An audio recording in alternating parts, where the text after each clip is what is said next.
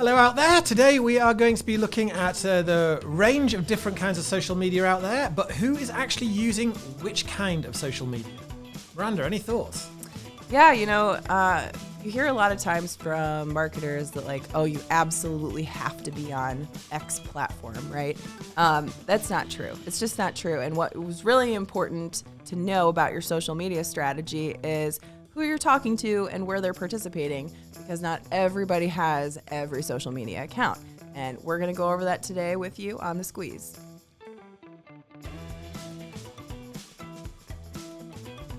Hello, welcome to another issue of The Squeeze with me, Mark Baxter from Marketing Juice, and as ever, our founder and proprietor, Miranda Imperi. Oh. So today we are going to be looking at the plethora of social media platforms out there. I'm young enough to remember one called Friends Reunited, which I doubt many people will have done. Then there was MySpace. Now, of course, there's Facebook, but that's for old people, so they say. And the ever-expanding world of different platforms out there. Who's actually on them and how's best to use them? Let's see what Miranda has to say. That's a great intro, Mark, honestly. Friends Reunited? Yep. I've never heard of that. That was a very early one based around getting together with your school friends in your class from school back in England. Interesting. Okay, I'll have to look that up. So, like you said, Facebook's for old people, right? Apparently so. It's really funny to hear people say that today because I hear that quite a bit. Who is on Facebook anymore? Everybody says, oh, yeah, I'm not on Facebook anymore. The likelihood is that they are. That if you have My mum's not. I'll tell you that. My mum's definitely not. That's impressive, honestly. If you have any involvement in social media, it's pretty likely that you're going to have a social media or Facebook presence. And the reason being is that just Facebook is connected to so many things. And Facebook is not just like Facebook anymore. Facebook has a lot of different levels to it. And so my husband says, oh yeah, I'm not on any social media, but he does have a Facebook account so that he can participate in Facebook Marketplace and literally nothing else, right? So he is actually a Facebook user and an active one at that because he does use the platform multiple times per week or month to buy or sell things on the marketplace, right? So when people say, oh yeah, I'm not a Facebook user, what they're really saying is that they don't post very often on Facebook. They're not always saying, I just don't have a Facebook account. I will say when we look at demographic data, we see the majority of the Facebook population is between a millennial and a baby boomer in age range. Of course, millennials are not the young people anymore. We must remember this. They're not the young people that they were for so long. Right. We are heading into the middle-aged crowd. I do realize that. But millennials, the younger millennials are still in their 20s. Older millennials go all the way up to about 40 now. And so what we see, though, is that Facebook, even though it did have user drop-off in the younger demographic, like young millennials and Gen Z, it still has an overwhelming majority of the market share of users and active users at that. And so users have accounts, right? Active users are actually signing into their accounts, have the apps on their phones. They're participating in some capacity on the platform. When we look at data even today, even though their market share has dropped, it hasn't dropped enough to be passed by any of the other social media platforms, which is really interesting because that really tells us, as businesses who are going to be marketing on social media, that we do not have to discount that Facebook platform just yet, right? Especially if we are targeting people, millennials through baby boomers, they're the ones who are active on the platform, and so they're going to be, who you're talking to when you're marketing on that platform. And of course, I see with Facebook, it's kind of like a key for many other apps, sites, and applications where they say, do you want to set up a user account or do you just want to press the Facebook button? Exactly. Yes. And Facebook has done quite a bit to make their accounts more secure so they can't get hacked as easily. And you have, authenticator apps through Facebook to authenticate your identity. Facebook holds a lot of your data. And so utilizing Facebook to have your Instagram account go through Facebook is often like an easier way to set up an Instagram account because Meta, which was Facebook, owns Instagram and Facebook. So as far as usership on other apps, Instagram, we know, is a heavily image sharing platform, but they also have introduced Reels. So now they're like more of a video and image sharing platform. But they also have a sizable population of millennials through baby boomers.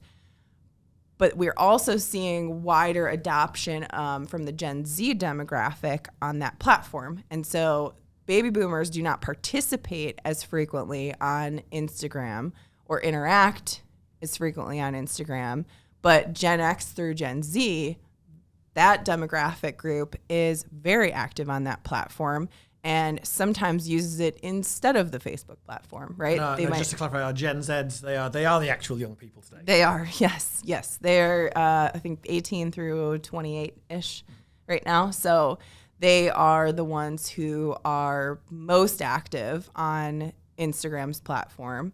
So if you're trying to talk to Gen Z, millennials, even Gen X in some cases, Instagram is a great way to get in front of them there. I also love Instagram because of the way that they have made it super easy to jump into conversations that are pretty niche. And so like if you're a photographer and you use a certain camera, like a Sony camera, you can hashtag that camera and then you can interact based on that hashtag with all of the people who are also Sony camera enthusiasts, or photographers on the platform. Artists use it as a way to like share and connect with other artists in their same medium. People use it to talk about shared interests. And so that's also a really great way for a brand to use that platform to participate in conversations that kind of relate to their business services or products. Excellent. So those are the two big ones, especially from the Meta universe. You've got Facebook and you've got Instagram. What about some of these others? I mean, I know Instagram's desperately always trying to copy Snapchat, and then you've got the TikTok out there as well. So where do these come into play? So Snapchat and TikTok are kind of interesting platforms. They can be helpful marketing tools, but people don't tend to convert very well on those platforms from marketing initiatives. And if anything, if a company or a small business or brand is going to adopt participation on those platforms, it's more of just a brand awareness strategy just to like get yourself out there. TikTok and Snapchat have majority of their users are going to be Gen Z. They're mostly young people under 30. There are a lot of millennial participants on the TikTok platform. And a lot of millennial creators on the TikTok platform, but for the most part, that platform is Gen Z, which also makes it not a great advertising or marketing platform for small businesses because we know that Gen Z is not quite yet the buying demographic that the millennial demographic is. And we do know from data that we have seen in the last couple years that the conversion rates from the millennial crowd on the TikTok platform are also pretty low comparatively to the Facebook advertising statistics and the Instagram advertising statistics. So interesting. Yeah. And so where does Pinterest come into this? Because it's very image-based as well, but it seems to sit a bit to one side of these other ones. Yeah, Pinterest is really mostly popular with older millennials, Gen Xers, and that's kind of it. It doesn't have as large of a user database as some of the other ones, but we always utilize Pinterest as a robust link building platform for our content marketing strategies. Pinterest is a great tool for niche conversations similar to Instagram because of the great categorization and sections that Pinterest has built based on interests. And so there is actually a pretty sizable population of men on Pinterest, which is contradictory to what most people think, but there's like a whole car section, like auto section of Pinterest that men participate in, or like motorcycles or, typical male interests, like stereotypical stuff that has a pretty good like participation rate on Pinterest. Pinterest is also like really easily integrated for a user, like with a pin extension on browsers. And so the people who do have Pinterest accounts are pretty active also with that account. So it does tend to be a pretty great marketing channel for people who are targeting, brands who are targeting those millennials and Gen Xers. Okay, and so that's pretty cool stuff. What about the short message services? So we've got obviously the Twitter's the most famous one, but Yes. there's also a plethora of smaller names being launched all the time. Parler, of course, the former president's launched one. How do they fit into it all? So so Twitter is actually a pretty big one, but Twitter, again, the adoption rate there is kind of scattered. Most of the participation is coming from like Gen X through Gen Z. But the Gen Z crowd seems to be more active for the most part on that platform. They're better at adopting that like fast-paced method of posting typically. But we also see Twitter used as a news sharing outlet most of the time. So Twitter's a difficult channel to be marketing on because it's fast and it requires constant upkeep, right? So if you're not going to post every day there, if you're not going to talk about like every little thing, quick snippets, or participate in the global conversations that are happening with like the news cycle, it's not always a great channel for a small business to use for marketing. And it doesn't always do well with like marketing a product or service. I think it does better with the brand recognition, brand identity building. But yeah, if you're going to try to target Gen X through Gen Z, mostly people who are interested in like tech, current events, those people are active on that platform and can be reached on that platform. Are there any other platforms? I mean, Flickr was big for a while, but that seems to have dropped off. Yeah. Actually, we did miss a big one. LinkedIn is a huge platform. Oh, yes, that one. Among professionals.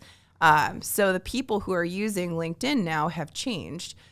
It used to be mostly baby boomers dominating that platform, but now that the millennial generation has aged a bit, there is a huge millennial adoption on that platform in the professional world. So people who especially work in business-to-business services, they are very active on that platform. And LinkedIn, in the last few years, has opened their advertising capabilities to everybody. So you don't have to have that minimum spend of $10,000 per year anymore to participate in that ad platform. That's quite a big deal.